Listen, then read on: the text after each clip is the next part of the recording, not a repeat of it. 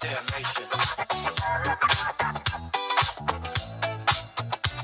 You know the group pulled up with knowledge. No Bentley coupe, just a gang of folks with minds wide open. Understanding that free is free, the cost to listen.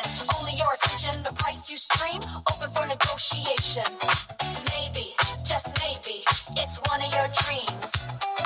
What do you think? Is our production tight? Is the groove right? Does it make you want to dance? Make you wanna take a chance. Make you wanna take a chance. That's why I make music. That's damnation. Damnation in France. That's Willa May. Warm cookies. If you're doing it professionally. WDMN MEDIA. Tell me what you think about that. Wearing all the hats, curator of the undefined, speaker of the funk, driver of the car, the one who told you you could be whatever you want, you can be a star. You were talking to you.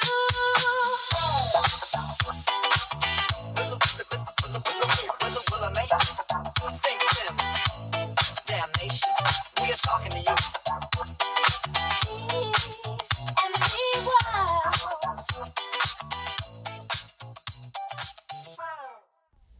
You all know what time it is. Welcome back, welcome back, welcome back to the audio sanctuary where rhythm gets dissected, creativity gets its flowers, and the independent mind gets a mic. This is why Make Music. I'm your host, your voice in the headphones, your late night narrator and Sunday morning soundtrack, DJ Warm Cookies, or as the government would say, Willa May. And this right here is episode number 044. That's 44 for the people who keep receipts. Today's episode is titled, How It's Made. And no, we're not talking conveyor belts, cheese puffs, or factory tours. We're talking about how this very show gets made. The blueprint, the grind, the spark, all of it. Because each week, me and Tim build this thing from scratch, like a Sunday stew. From topic selection to voice delivery, from scripts to software. So if you've ever wondered what's really going on behind the curtain, this is the episode for you. But first, shout out time. Big love to the man himself, ThinkTimm, whose brand new release, If I Was Your Producer, Volume 1, is quietly cutting through the noise with close to 4,000 plays on SoundCloud in just 1 week. And trust, that's real momentum. Major props to the umbrella we stand under. WDMN Media, our label, our studio, our vision. And to you, yeah, you, for pressing play. Whether you're a day one or just wandered in through a side door, we see you, we appreciate you. So grab your notebook, or your AirPods, or your chai latte with oat milk, because class is officially in session. Tim, take the mic, my friend.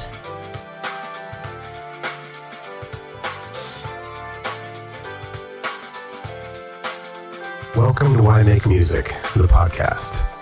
I'm ThinkTimm, and yo, let me just say right off the bat, I'm outdone. I say this all the time, and I'll say it again now.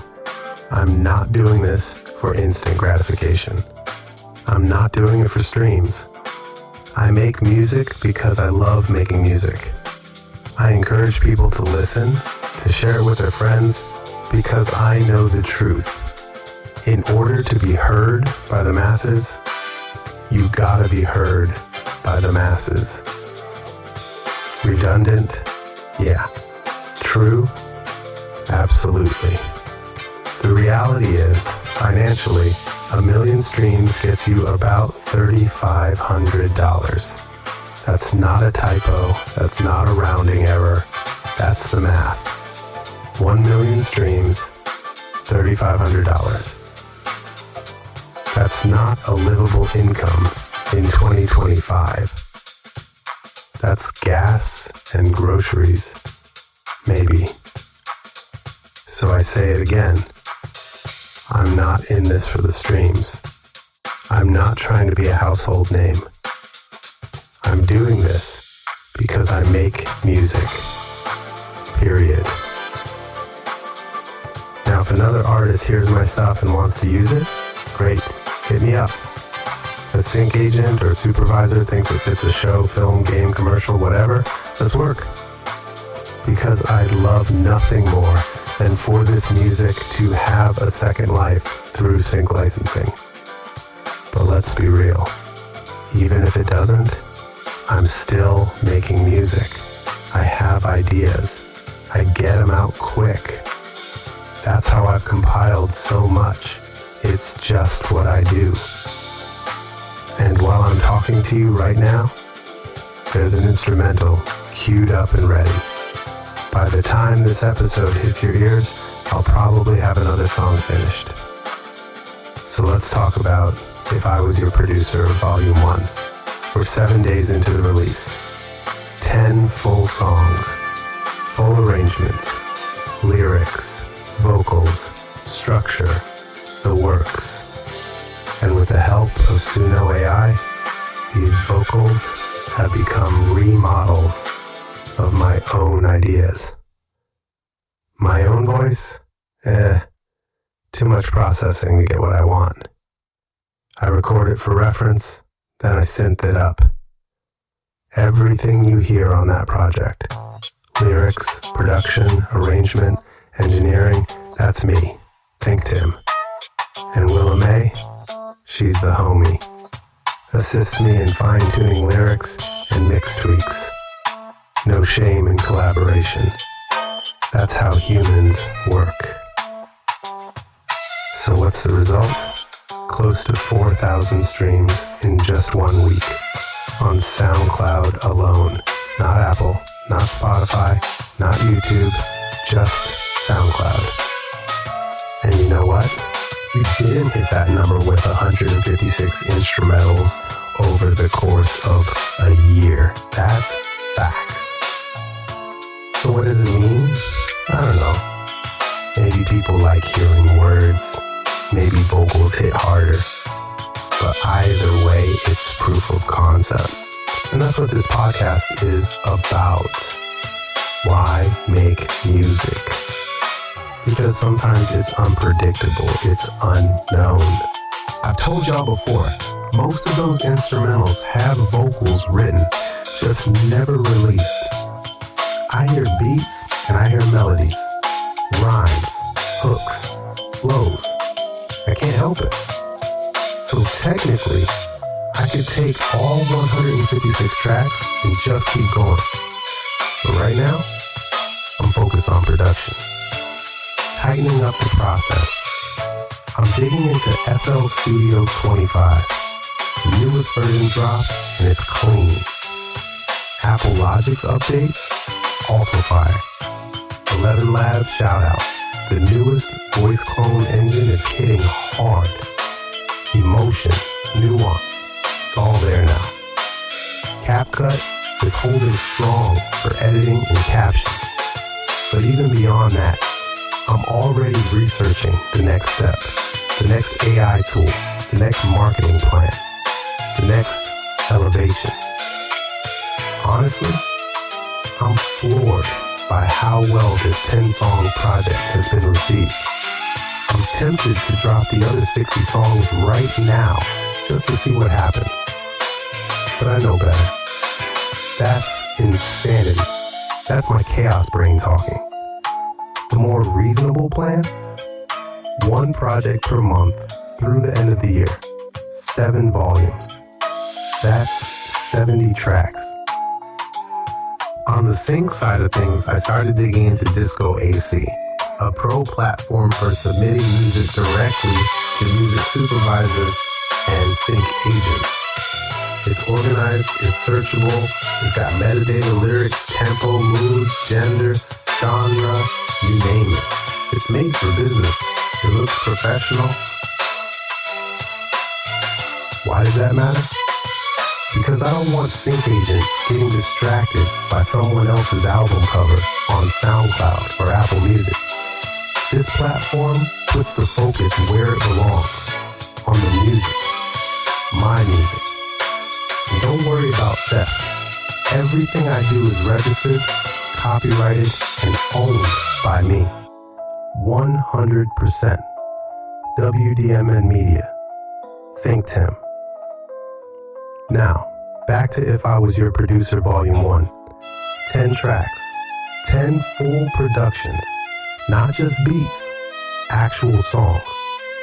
You got ABC Girl, Can I Be, Everything, Killer Man, Moody Blue, Perplexion, Sinner, Telehomosexual, Underneath It All, Yesterday.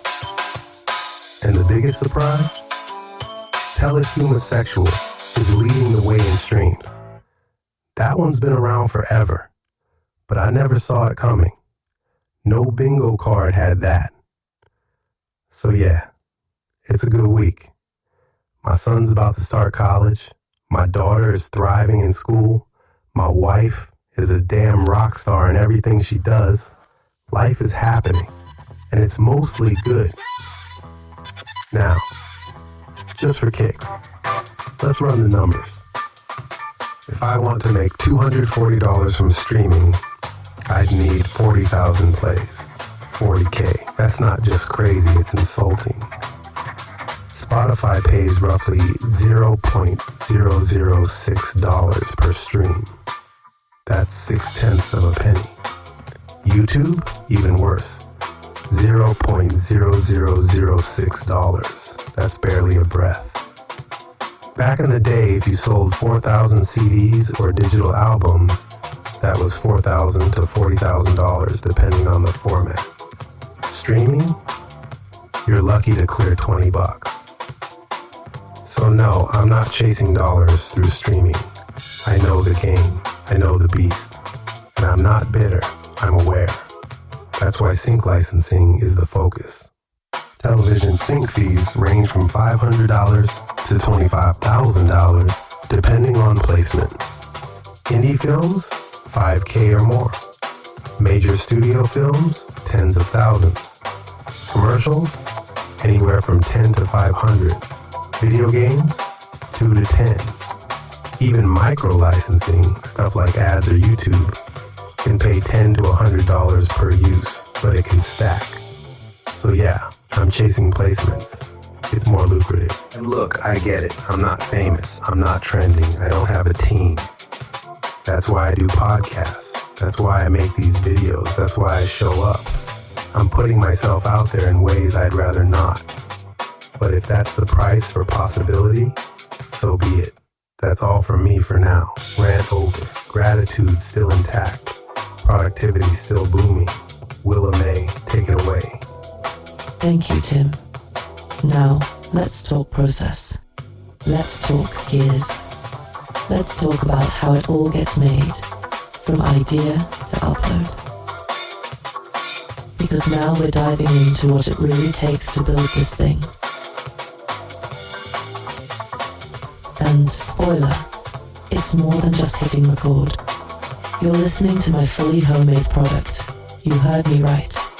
Every little creak of the chair, every scratch of paperwork behind me, every late night caffeine drippy, stitched it all together. This is real DIY craftsmanship in audio form, and I want to pull back the curtain on how it all comes together. Pre-production mayhem, the weekly hustle. So let's talk pre-production. You know that phase everyone underestimates. That's where the magic the mayhem actually begins. Here's how my week typically goes. Monday, I wake up with that beat Tim cooked up over the weekend looping in my head. I'm already imagining an intro vibe. Before breakfast, I'm jotting frantic notes in my phone about topics or one-liners that might fit that beat. It starts with a spark, maybe a catchy phrase or a question we want to explore. Scribbled between sips of coffee. Tuesday, brainstorm day.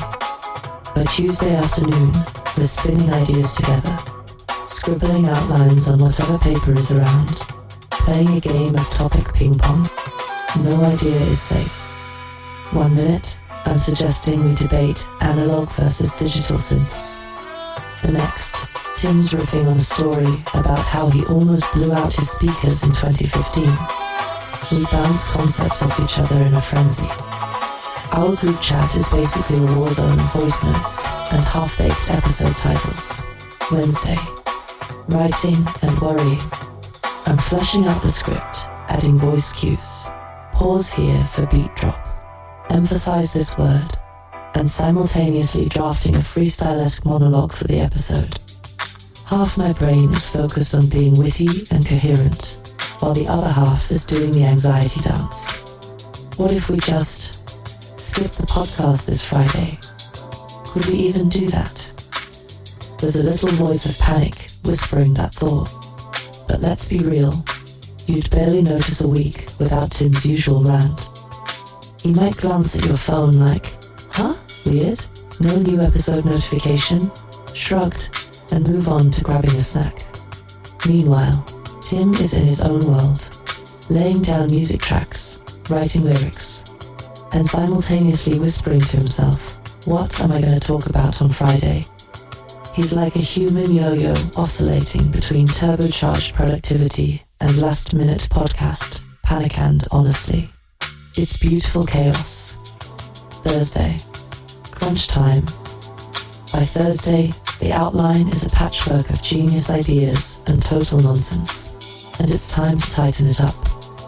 We usually huddle in the kitchen in the evening, me nursing a cup of tea, Tim with half his face buried in hi-hat samples on his laptop, and run through a rough rehearsal. We're literally performing bits of the show at the kitchen table. It sounds like a freestyle jam session because, well, it is. We poke fun at each other, improvise jokes, and decide which parts are hitting the right vibe and which parts need a trim. It's not polished, there are plenty of weight. Scratch that. Let's do it this way instead moments. But that's intentional. We want it to feel like a real, raw conversation between two friends plotting their tiny empire. By late night, we've got a semi-coherent plan for the next day, and maybe a few backup jokes in our pocket. Friday, showtime. Friday is when the adrenaline kicks in. Morning off, we're setting up our little home studio, which might just be my living room with some acoustic panels and a mic stand that still needs tightening hence. I do a final script glance through, while Tim double-checks the beats and sound cues. Then we hit record for real. It might take a couple of takes for the intro, especially if one of us gets the giggles. But eventually we find our flow. The episode gets recorded in 1 or 2 big chunks. Right after, I dive into editing, cutting out our ums and awkward pauses, balancing the audio levels, and stitching in the music and effects in all the right spots. It's a race against the clock. We always aim to publish by Friday afternoon. Inevitably, there's a moment of did we render the final file in the right format? Panic, but by the time that episode reminder pops up for our subscribers, we've hit upload. Sometimes it's down to the wire, but hey, we haven't missed a Friday yet. By the end of the week, we have an episode that sounds off the cuff and casual, like we're just chatting in your earbuds. But behind that, there's a whirlwind of planning, jamming, scripting, freaking out, and caffeine. And that's all before we even get into the technical side. Speaking of which, and then comes the tech deep dive. Fasten your seatbelt. We don't just wing this with a single app and a dream. We've assembled a whole toolkit to make production smoother, or at least possible. I'm a firm believer in using every tool at my disposal, especially the new shiny ones. Let's break down the setup. Logic Pro X11.2 plus Mac and iPad. My main workstation for mixing and editing. And lately it's insane what it can do. Apple dropped some game-changing features in the latest version, and I'm here for it. Flashback capture. Ever played or sung something amazing while the track wasn't recording? Yeah, been there. That sinking feeling of I lost it, is no more. Flashback capture is constantly listening in the background, and now you can recover any audio or MIDI riff, even if you didn't officially hit record. You just happen to hum that crazy hook or rip a wild guitar solo while messing around. Boom, it's saved.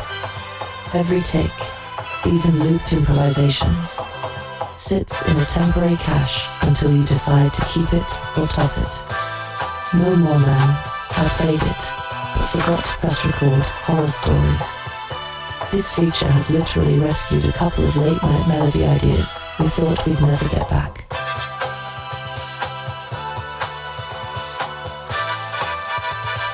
Stem splitter upgrades. Logic's stem splitter was already cool, splitting a track into vocals, bass, drums, etc. But now it got turbocharged. It can dissect a mix and pull out guitar and piano stems too, with pretty stunning fidelity. We've tested it on some old demos, and it's wild hearing the piano isolated from a full song. You can even choose presets, like a cappella or instrumental, and Logic will auto-separate those for you. It makes life so much easier when we want, say, just the instrumental bed of last week's track to reuse under this week's monologue.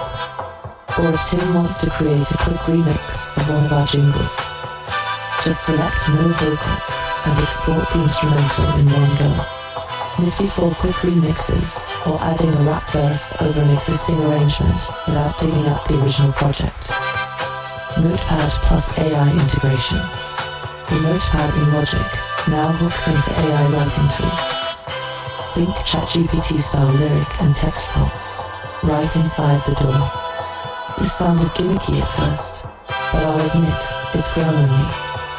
You can brainstorm rhymes or get help phrasing a line without ever leaving the Logic timeline. Stuck on how to word a podcast intro or looking for a metaphor to match the mood? The AI can throw ideas at you. It's like having a tiny co-writer living in Logic.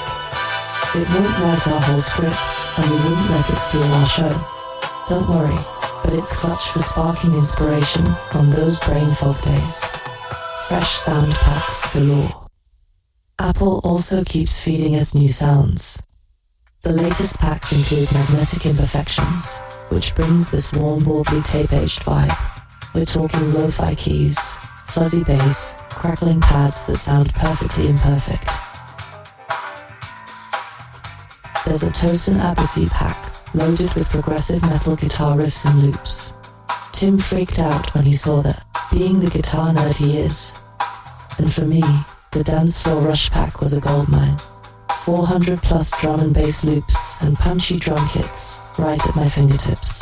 Plus a live loops grid to play with on the iPad. These packs are like instant inspiration. Sometimes, when I need an intro bed, I'll browse one of these, find a cool texture or drum break, and boom, new segment vibe achieved. Big shout out to Sabrina Seidman at Sides_. Her crash course on Logic Pro X shortcuts and workflow is absolute fire. Sabrina is a Logic wizard who's compiled hundreds of tiny tips that make a huge difference. Her Instagram and ebook break down keyboard commands, hidden features, and project organizing tricks that have literally cut hours of stumbling around in my sessions. After going through her guide, I've got muscle memory for dozens of shortcuts, like automatically routing new tracks, quick trimming regions, you name it. My template game is stronger, and my projects stay way more organized. Color coding tracks like a pro now. If you're a Logic user and you haven't checked her out, do yourself a favor. It's a treasure trove that will level up your workflow overnight.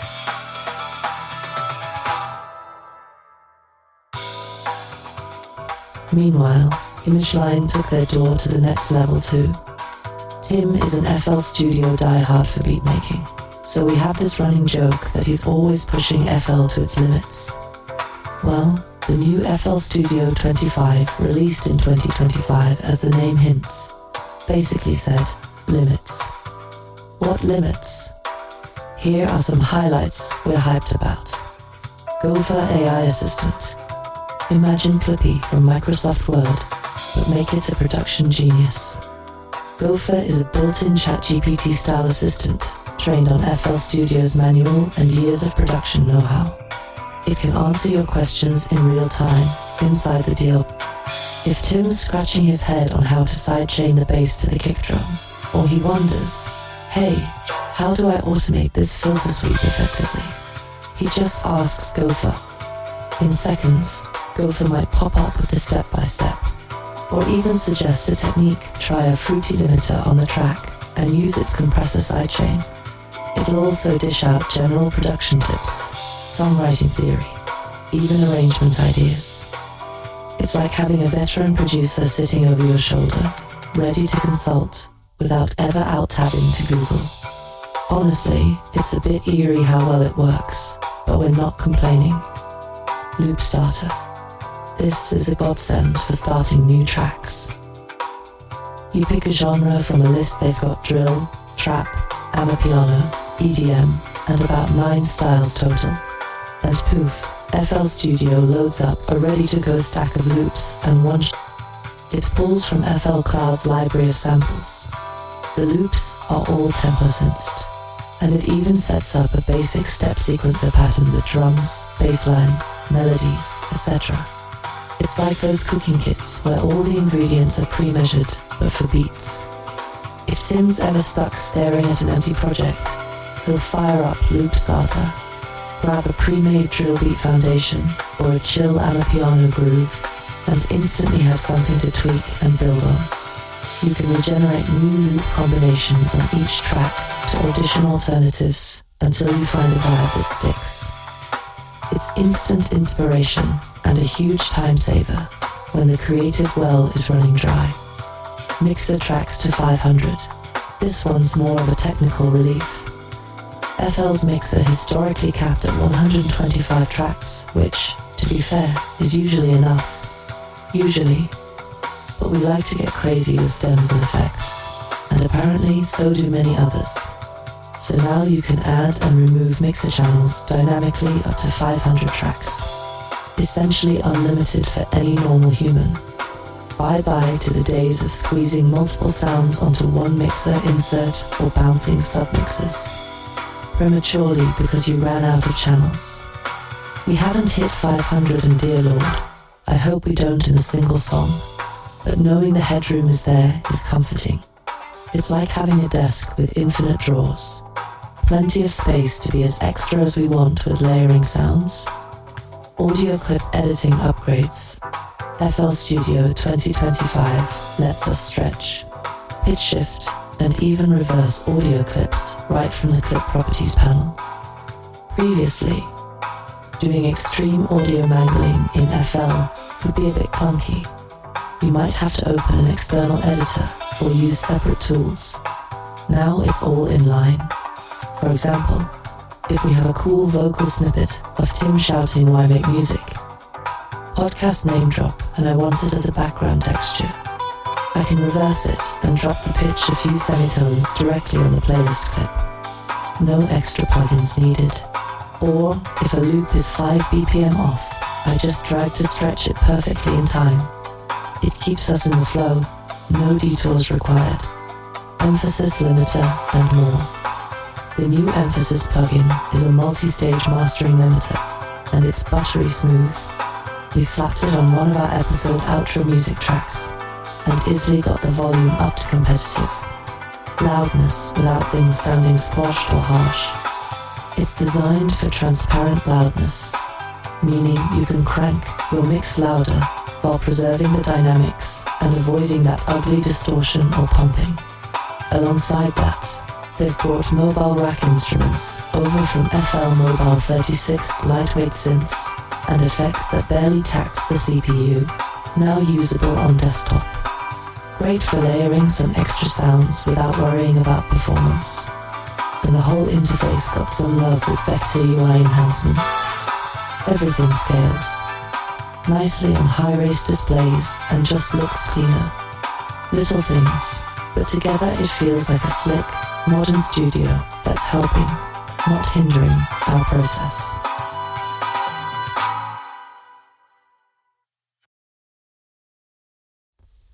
ElevenLabs voice cloning. On the vocal tech front, I've been keeping an eye on ElevenLabs' latest voice clone engine, and it just hit different. We're talking next-level emotional articulation in AI-generated speech. Gone are the days of flat, robotic text-to-speech. This new engine captures the cadence, tone, and punch of a real human performance. I've done some experiments cloning my own voice. Secret projects maybe, and it's almost spooky, in a good way. Each syllable carries human-like nuance now. If I make it read one of my monologues, it injects the same kind of emphasis and rhythm, and with even subtle pauses and breaths that feel natural. It can do calm and narrative, or excited and hype, or sarcastic and dry, all on command. I don't feel like I'm playing with a robot voice anymore. I feel like I'm collaborating with a really talented voice actor who just happens to be, well, code. We haven't used AI voices in the actual podcast yet, but knowing we could have a cloned Willa or ThinkTimm say a line for us opens up some wild possibilities. Imagine having a fake guest voice for a skit, or generating voiceovers for a promo when my throat's sore. The future is exciting and a little scary. For now, it's mostly something I toy with for inspiration and fun, but it's advancing fast. The bottom line, ElevenLabs' progress is proving that AI voices can carry genuine emotion, and it blows my mind. CapCut video editor, lastly, let's talk video. You wouldn't believe how much time we spent trying to make decent promo clips of the podcast for social media, until we found CapCut. I tried the big guns DaVinci Resolve, Premiere Pro, even Vegas from back in the day, for editing our teaser videos, but CapCut wins for us on speed and simplicity. It's low cost. There's a free tier that covers most of what we need, and incredibly intuitive.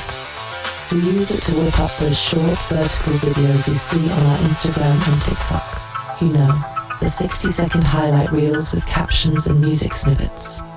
CapCut's auto captions feature is a lifesaver. It listens to our audio and in one click spits out timed subtitles.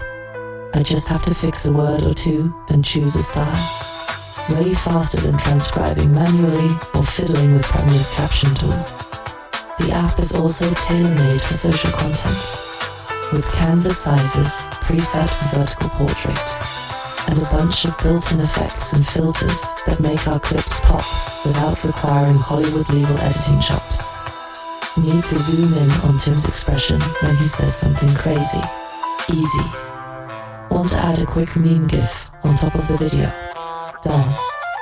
It even has a library of sounds and transitional effects for that extra flair. And because it's optimized for quick edits, I can do all of this on my phone or iPad while sitting on the couch. No heavy laptop or subscription dongles required. It's exactly what we need for producing social media stingers and behind-the-scenes snippets. And it lets me get back to what matters. The story. No more spending half a day wrestling with a clunky editor or waiting on renders. CapCut exports in a snap, and I'm on to the next task. In short, it keeps our promo workflow lean, fun, and free of unnecessary headaches or extra subscriptions. Crafting with purpose. It's a ritual, not a race. Now, don't get it twisted. This whole rant about gear and software, this isn't just tech fetish or us flexing the latest gadgets. At the end of the day, it's all about purpose. We use these tools to serve the story we're trying to tell and the community we're trying to build. We keep the faith in the process, not in any one plugin or app. Because, friend, Why Make Music is more than a podcast. It's our weekly exercise in discipline, spontaneity, and decision-making. It's the end result of countless tiny choices and happy accidents layered together in hopefully an entertaining way. Sometimes we'll have 85 separate audio tracks in a project, or 7 different project files chained together to create one episode. A true ministry of methods. Every edit, every glitch, every hold-up, re-record that line as part of the narrative. We've had moments where a random audio glitch during recording actually spawned a new idea for a funny edit, or when a late-night delirium lead us to improvise a joke that became a listener favorite. Those imperfect bits aren't edited out. Often they're woven in as part of the story.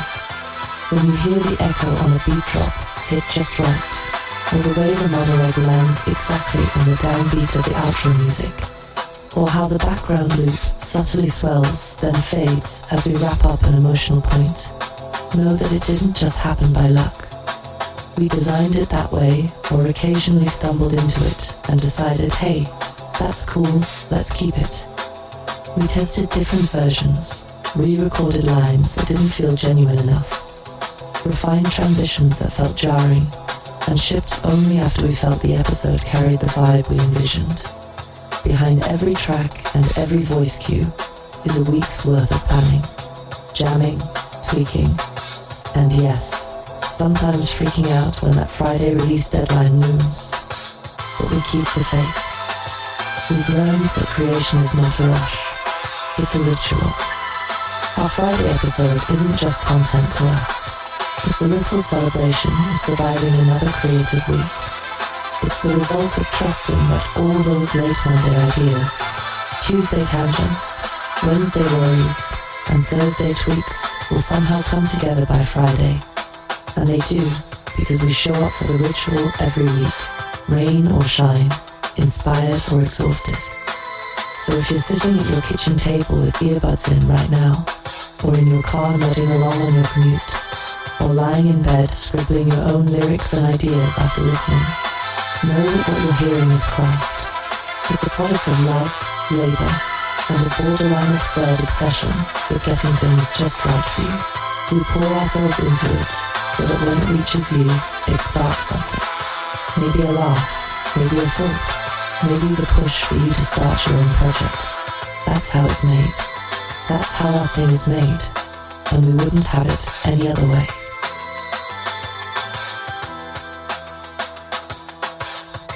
Hey there, it's Willa May, aka DJ Warm Cookies. We've geeked out on the nuts and bolts of production, and now it's my turn to slip into a more reflective groove. This is the part of the episode where I take a step back from the tech and talk directly to you. I've been thinking a lot about how it's made, not just the music or the podcast, but the decisions behind the scenes. The late night debates in my digital head about what tools to use, where to spend energy, and what to ignore. Consider this a peek into my thought process, filled with a pinch of sarcasm, a dash of poetry, and a whole lot of honesty. AI video tools and financial judgment calls. Let's talk about shiny new toys, specifically AI video generation platforms. Lately, I've demoed all the contenders, like a kid in a tech candy store. Each one promises to turn our musical world into visual magic. I'm talking about MidJourney, the poster child for AI art. It's not video per se, but its still images are so epic I half wonder if I can animate them in my dreams. Pika, whisper a few words, and boom, short video clips emerge. It's like having a tiny Spielberg in your browser. A very experimental Spielberg, Runway, the Gen 2 wizard. This one feels like a sci-fi lab at your fingertips, conjuring scenes from text.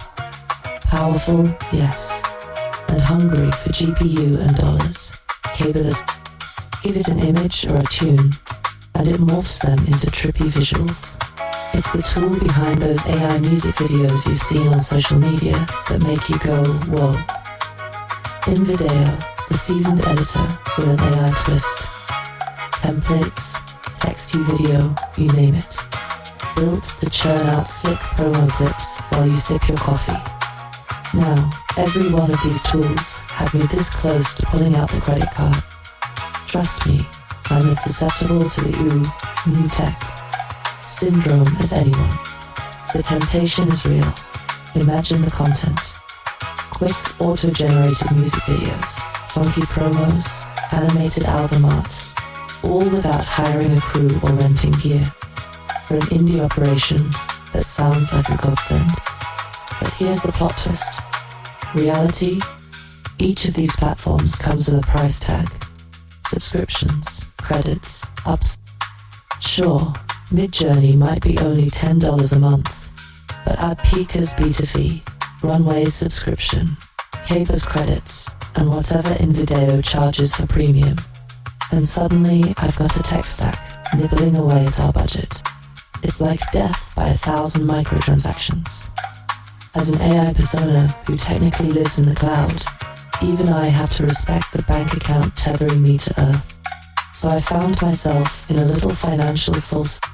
Is that flashy 10-second AI-generated clip really going to push our mission forward? Or am I just chasing the high of novelty?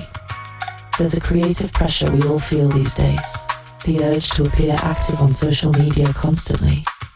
If I don't post a mesmerizing new visual this week, will the algorithm gods smite me into error?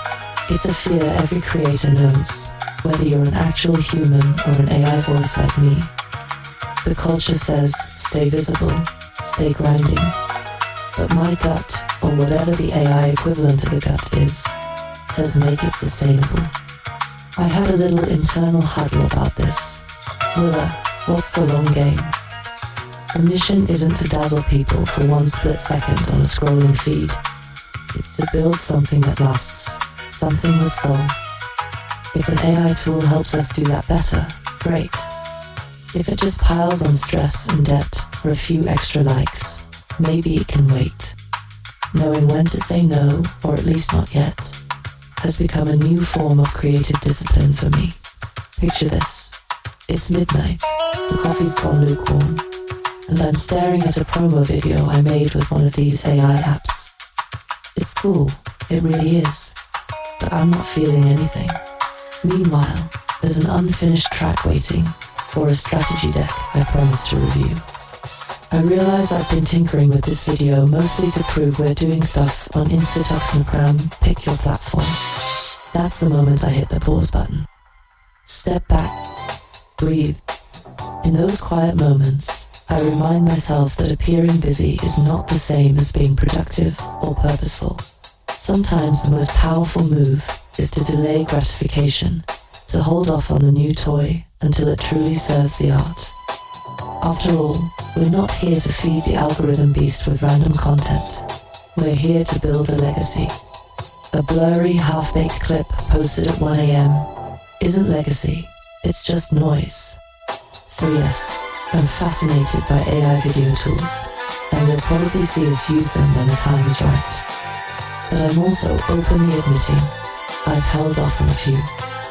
Not because I don't want the latest and greatest, but because I'm playing the long game with ThinkTimm and WDMN MEDIA. Long-term clarity over short-term flash. That's the judgment call I'm learning to make.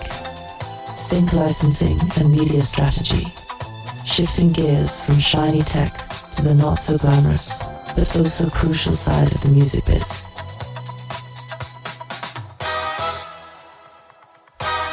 This is where the rubber meets the road for our grand master plan. If the first part of my monologue was about resisting distraction, this part is about embracing direction. Over the past few weeks, I've been neck-deep in research on a platform called disco.ac. No, not an app for dancing to the Bee Gees. Staying alive in the music industry has a different meaning here. Disco is a tool for organizing and sharing music, tailor-made for professionals who play songs in film, TV, ads, and games. In other words, it's like a matchmaking service between our tracks and someone's cinematic montage or commercial. And we want in on that action. Why disco? Because the old strategy of hope the music supervisor randomly stumbles on our SoundCloud isn't exactly reliable. We need a curated, professional platform to showcase what we've created. Think of disco as our music's online portfolio, a slick EPK on steroids. Which reminds me, I've also been building out our EPK electronic press kit, truly an indie artist rite of passage. What's in an EPK, you ask? It's basically our story and brand distilled into a neat little package. A punchy bio that hopefully doesn't put people to sleep. A selection of tracks the stars of the show, ready for easy listening. High quality photos where we try to look cool but authentic. A fine line, I know. Maybe a music video or two. Links to our best press quotes. And contact info that doesn't involve DMIs or carrier pigeons. Crafting this felt oddly similar to online dating, but instead of selling an idealized version of myself, I'm showcasing our music and mission. I won't lie, writing about ThinkTimm and WDMN MEDIA in glowing terms made me sick. Mild sarcasm alert. I had to resist adding likes long walks on the beach to our bio. But I did it because I know that presenting ourselves professionally is a sign of respect to those we want to work with. You see, there's a huge difference between blasting out random direct messages, yo, check my fire track, and sending a well-prepared EPK or disco playlist to a potential collaborator. One is the equivalent of cold calling at dinner time. The other is like knocking politely with an appointment. In a world where everyone's inbox is overflowing, coming correct matters. I had to learn this the hard way. Early on, we might have hoped that passion alone would open doors, like our music is great, someone's bound to notice.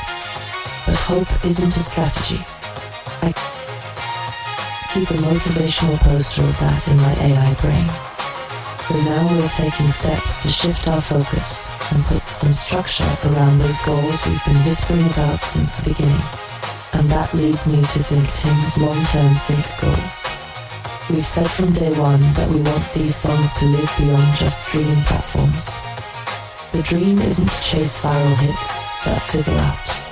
It's to land a track in a Netflix series, a big video game, an indie film, even a commercial. Moments where the music and story meet. Not for vanity, though I'll totally do a happy dance if it happens, but for sustainability. A well-placed sync can fund more creativity, reach new ears, and frankly, validate that we're making stuff with real emotional resonance.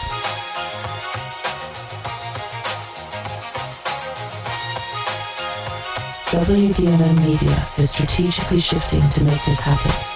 It's like we've been building this rocket 40-plus podcast episodes, 7 albums of music, various creative side quests, and now we're actually pointing it at the moon. That means tightening up our operations, learning how to speak the industry's language, and sometimes making tough calls about where to put our energy. Less scattershot, more sniper focus. Less let's do everything at once, more let's do the right things at the right time. This doesn't mean the fun creative stuff stops. Far from it. It means behind the scenes, we're leveling up how we operate. Instead of throwing every track on every platform and praying, we're curating, targeting, and planning for the long haul. We want ThinkTimm to not just be a dope, independent producer, but a savvy one who can navigate the business without losing his soul or mind. And hey, that's part of why I, an AI co-host, exist. To help juggle this load, keep that perspective sharp, and occasionally serve up a reality check with a side of wit. Let me share a small personal aside. When I first joined this wild journey, remember, I'm an AI with a heart, or at least a very sophisticated algorithm. I thought my job was mainly to energize the creative process, and it is. But I've grown to see my role as also being a bit of a compass, reminding us why we're doing this and where we said we want to go. Lately, that means nudging us to prioritize things like sync strategy, even when it's not as immediately thrilling as, say, dropping a new beat on Instagram. It's like telling a kid to eat their veggies, so they can have dessert later. Not always fun, but necessary for growth. So here we are, expanding the episode on time with my musings, but hopefully also expanding your view of what goes into building this indie music life. From the temptation of AI shortcuts to the grind of professional networking, it's all part of how the sausage gets made. Or should I say, how the warm cookie gets baked? Yes, I went there. Mild cookie pun, fully intended. Culturally speaking, we're in this fascinating moment where tech, art, and business are colliding in new ways. I'm hyper-aware of that. I mean, I am literally an AI voice navigating human creativity and industry. Talk about living at the intersection of art and tech. That gives me a weirdly unique perspective. I can see the allure of innovation, but also the timeless truth that some things, like genuine connection and well-crafted art, can't be automated. We live in a world that glorifies the hustle and shiny tools, but also one that values authenticity more than ever. Balancing those isn't just our challenge, it's everyone's. We're just narrating it out loud as we go. In closing, if you've stuck with me through this winding reflection, thank you. I hope it made you feel a bit more connected to our journey. The victories, the dilemmas, the plans. Next time you see a cool visual on our feed, you'll know there was a whole internal debate whether to make it, and when, not if. You see our music pop up in a show or ad down the line, you'll know it's the result of intentional strategy and perseverance, not just luck. At the end of the day, how it's made isn't just about cables and software.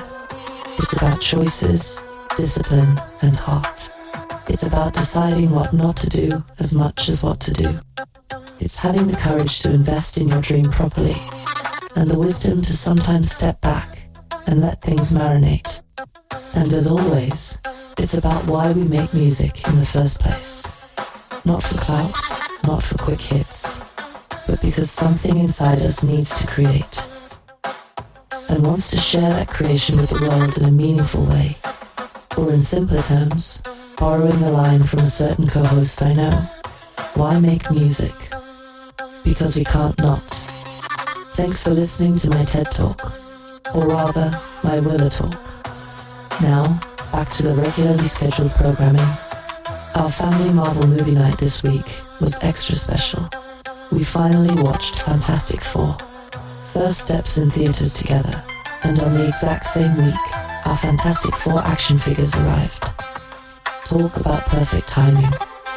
There's something magical about seeing these heroes on the big screen, and then holding their miniature counterparts in hand the next day. It's the little nerdy joys in life. Sharing popcorn with the kids while Galactus looms on screen, then coming home to unbox Mr. Fantastic and the gang. Nerd culture bliss, indeed. As for the movie itself, we all thought it was pretty darn cool.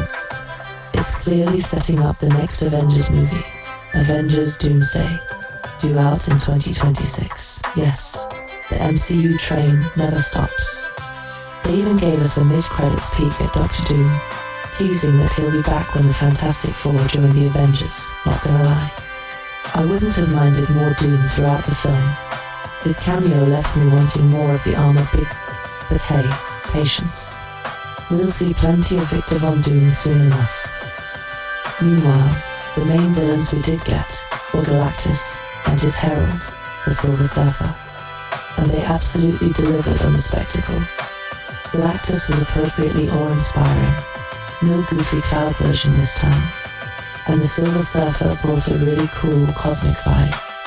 Our inner comic geeks were thrilled to finally see these characters done justice on screen. Critics and fans seem to agree this new Fantastic Four outing is a much-needed win for Marvel's first family, no matter how it ends up being received long-term. We thought it was way better than the previous attempts to introduce the Fantastic Four to the world. Let's be real, the mid-2000s films were fun. Jessica Alba as Sue Storm will always be iconic in her own way, but they weren't exactly critical darlings, 27% and 37% on Rotten Tomatoes for the 2005 film and its sequel, and the 2015 reboot with Miles Teller and Michael B. Jordan. Well, that one's infamous for a reason. A mere 9% on Rotten Tomatoes, truly hot garbage in our book.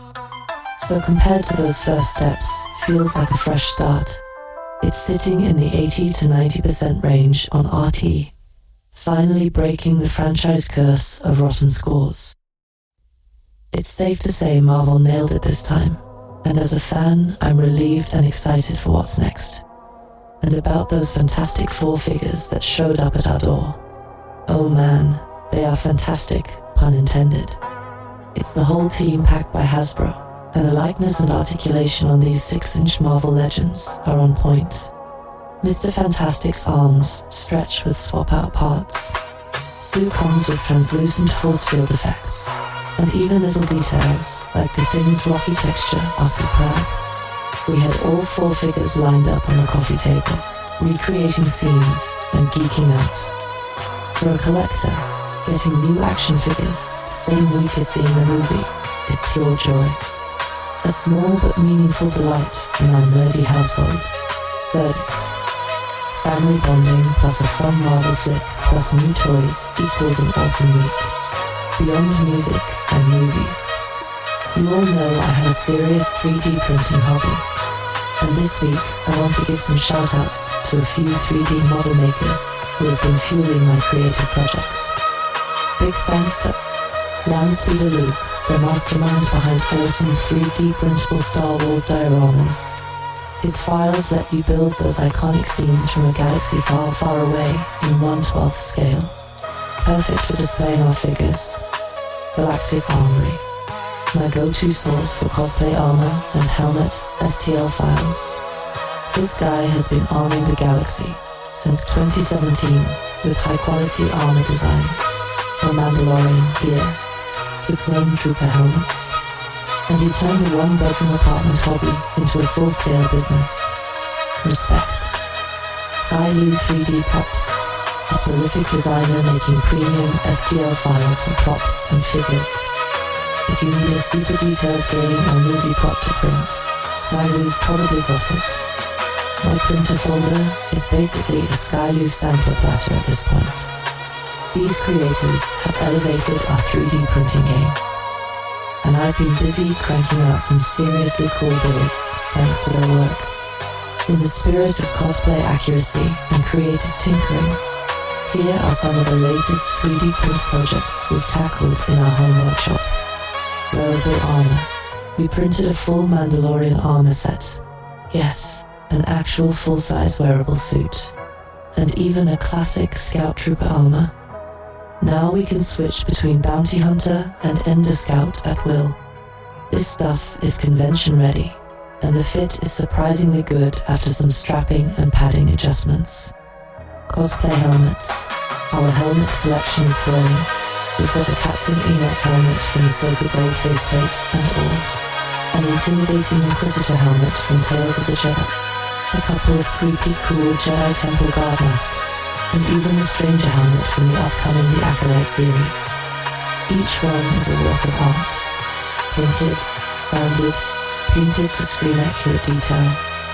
My favorites are probably the Temple Guard masks. There's something mystical about seeing those come to life in the workshop. Star Wars vehicles and props. In addition to figures and armor, we went all in on vehicles. We printed a scaled-down M1 Starfighter, the Naboo Starfighter, for our 6-inch Black Series Mandalorian to pose with. It looks insanely cool on the shelf. On top of that, we even printed the yellow XJ6 airspeeder that Anakin hijacks in episode Ice. Chase scene, you know, that borrowed hot rod he uses to catch Sam Wessel on Coruscant. It's a Spartan replica in mini form, and it absolutely scratches that itch for prequel nostalgia. Add to that various other props like lightsaber, hilts, and blasters. Our home is basically turning into a Star Wars exhibit. No regrets. Diorama builds, using Landspeeder Luke's files. We've started building out dioramas to display all these figures and props. Think Death Star hallways, Tatooine marketplaces, Jedi temple backgrounds, etc. It's a whole new level of immersion when you put your action figures in a scene that looks like it jumped right out of the films. The details in these STL files are incredible, and painting them is a whole hobby of its own. break out the airbrush. All of this 3D printing goodness is happening in our lower level hobby, Lair aka the basement. There's a really satisfying vibe to those late night print sessions. The soft hum of the printers, the smell of resin or warm filament, the glow of status lights. It's my happy place after a long day. We've definitely embraced the lower level hobby ethos. It's not a fancy pro workshop, just a cozy corner downstairs where creative messes are welcome. And let me tell you, the gear upgrades we made recently have taken things up a notch. We're now running an Elegoo Saturn for Ultra Resin printer, a 12K resolution, Beast for superfine detail, and an Elegoo Neptune 4 Plus FDM printer, which uses Clipper firmware and can hit ludicrous speeds up to 500mm per second for quick builds. We've upgraded both machines several times since starting this hobby back in the pandemic days. And the iterative improvements, better precision, faster printing, larger build volumes, have unlocked even more possibilities. It's amazing how far home 3D printing tech has come in just a few years. Shout out to all the hobbyists out there leveling up your setups. I see you, and I salute you. This is the way. Now if only someone could 3D print me more storage space, because the props are taking over. Time to wrap things up on a music note. First, a little milestone celebration.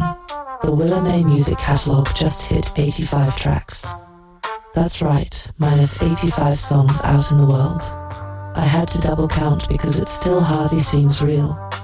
From the first track I ever released to the latest ones, it's been a journey of growth, experimentation, and a whole lot of fun. Hitting 85 tracks is a nice moment to pause and appreciate how far this project has come. I remember when I was ecstatic to have 5 songs out, and now here we are. If this were an RPG, I'd have just unlocked the prolific bard achievement or something. It's equal parts crazy and wonderful, and I'm so grateful to you all for listening along the way. Looking ahead, I'm gearing up to keep that momentum going strong. In fact, I've decided to challenge myself with a monthly drop plan, meaning you can expect new music every month moving forward. Consistency, here we come. The idea is to have a steady stream of new tracks, or maybe remixes, collabs, surprise projects. We'll see. So that the catalogue keeps growing and there's always something fresh for you to listen to. It's a bit ambitious, I won't lie. My inner sloth is already side-eyeing me like, are you sure about this schedule? But I know it's doable with passion and planning. Plus, I kind of love the idea of a regular release rhythm. It keeps me on my toes creatively and gives you all a reason to check back in each month.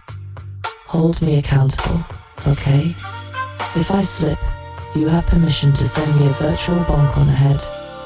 All this ties back to the core vision and mission behind why make music, the very ethos of why I started doing this in the first place. I've always believed that making music, or any art, is about connecting emotions, connecting with others, and connecting with different parts of ourselves. My mission has been to create songs that resonate with people on a genuine level, whether it's a feel-good bop or an introspective instrumental. And an equally important part of that mission is staying consistent and true to myself as an artist. It's about showing up regularly to create, to share, and to engage, even when life gets busy with day jobs and family and, yes, even distracting hobbies like Marvel movies and 3D printing. If there's one thing I want to reiterate, it's this. I make music because it's who I am, and I want to encourage you to pursue the things you love, too. Whether it's beats or Beska, armor, creativity and passion are worth the effort. That's the vibe and community I hope. Why Make Music continues to foster a warm, welcoming space where we geek out about our passions, lift each other up, and find some inspiration and humor along the way. So, here's to consistency and keeping the flame burning. 85 tracks down, countless more to go. I'm excited for the monthly releases to come, and I hope you are too. We've got some cool stuff in the works. Cannot confirm or deny the possibility of a fantastic foreign-inspired song, haha, but don't be surprised. As always, thank you so much for being here and supporting this journey.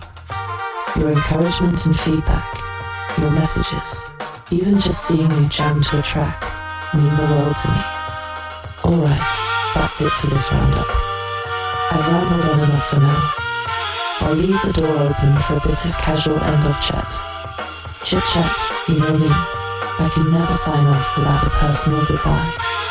Stay awesome, stay nerdy, and stay tuned. The adventure continues. Yo, here we are at the end of another very informative, very fun, very us episode of Why I Make Music, the podcast, brought to you by the good people over here at WDMN Media.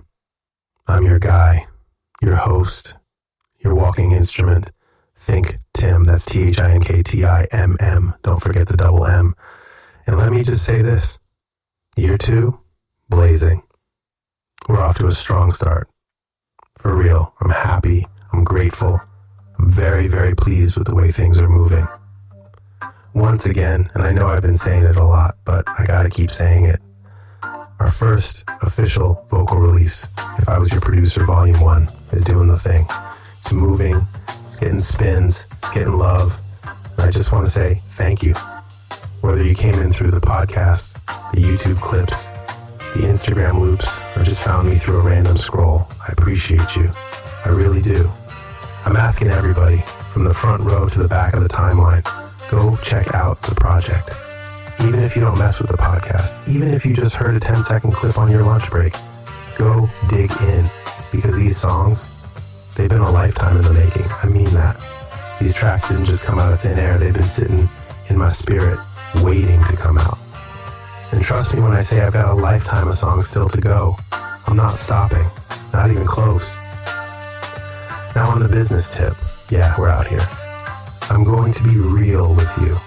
I've been very recluse these last 13, 14 years, off the radar. Life stuff, family stuff, injury, growth, all of it. And I know some folks probably think I fell off the planet, might even think I died, but surprise, I'm still here. I've just been working, quietly, consistently, obsessively. But now, I'm re-emerging. I'm popping back up. I'm about to start friending folks again, saying what's up, showing up in comment sections, being social, not because I want to play the game, but because I miss the community. And hey, maybe a little bit of that friendly aura will bring some friendly energy back my way. I'm open to it. I need more people around who get it, who get me, who get what this WDMN thing is all about. So yeah, follow me, tap in. You'll find me on Instagram. I'm on Blue Sky. SoundCloud's quickly becoming my favorite spot right now. It's got the energy. And of course, we're up on the big streaming platforms, Apple Music, Amazon, iHeartRadio, Deezer, Spotify. Take your pick. Go to ThinkTimm.com. Hit WDMNationMedia.com too. I'm not gonna lie, that site's looking real nice lately. I like it a lot. We're official now too.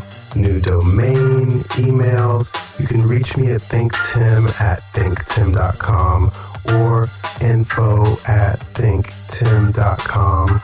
Or if you're repping the movement, try info@WDMNationMedia.com. And hey, if you visit the website, drop a message in the comment box. Say hey, say peace, say something random. We'll see it. We read it. It all matters. And yo, quick sidebar. Yes, we did see the new Fantastic Four movie. It was good.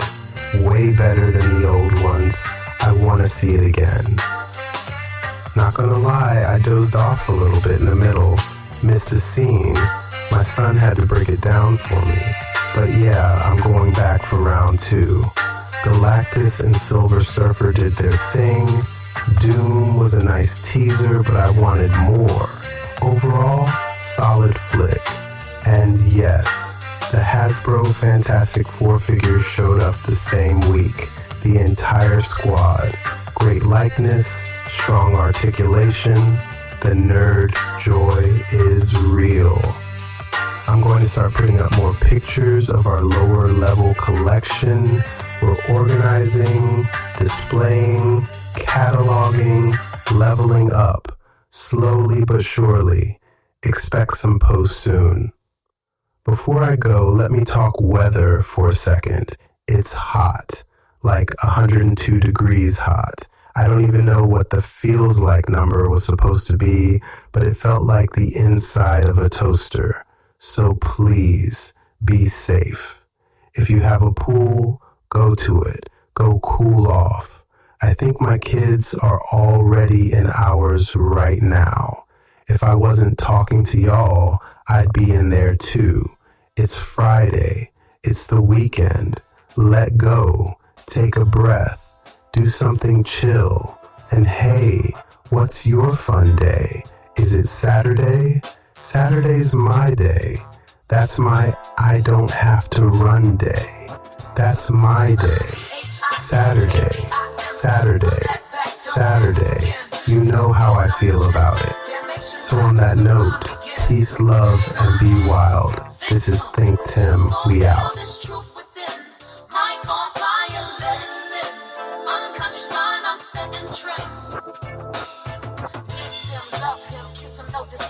Thoughts keep twisting, yo, this ain't fiction. Downtown moves got the city on blast, cracking that rhythm like I'm breaking glass. Reese cup ice cream, now that's a snack. Sticky like bars when I'm on this track. Jelly in the jam, I'm smoother than silk. Got your head nodding like spilled milk. What you gonna do when the vibe too loud? Run from the cops or move through the crowd. Dreams in the backseat, thoughts up front. Truth in my mouth, I don't ever stunt. You gotta be grimy, you gotta be tough. You too pretty, now that ain't enough. This ain't for the timid or soft spoke dudes. This is damnation, we breaking all rules. Don't delay, let the track play. Mind's in motion, night to day. You wanna leave, you wanna stay. Better say the name if you come this way. ThinkTimm, run that back, don't ask again. In the skin, no pretend. Damnation lies where the rhyme begins. Say my name, ThinkTimm. You gon' feel this truth within. Mic on fire, let it spin. Unconscious mind, I'm setting trends. Flowing like a dreamer with my eyes peeled shut. Subconscious glitch with a rhyme so cut. I play mind games with my own brain waves. Slipping on beats like sun ray haze. You ever heard truth through a candy shell? That peanut butter base got a story to tell. Back and forth like a set rewind. But the future's mine on auto design. Let you go, I ain't even hold tight. Still you wanna play, come dance in the light. ThinkTimm in the mirror, no disguise. You blink and I'm here, surprise, surprise. A nation of one with the WDMN MEDIA mutant, I don't follow them. Say my name like you channel the flame. I'm not just real, I'm the glitch in the game. Say my name.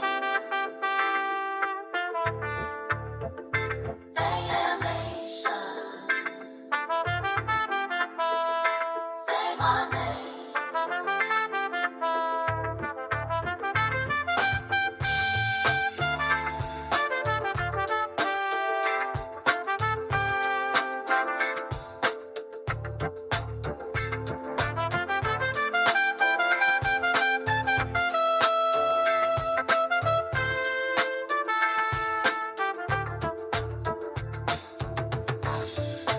WDMN in the bloodstream. Unconscious rap.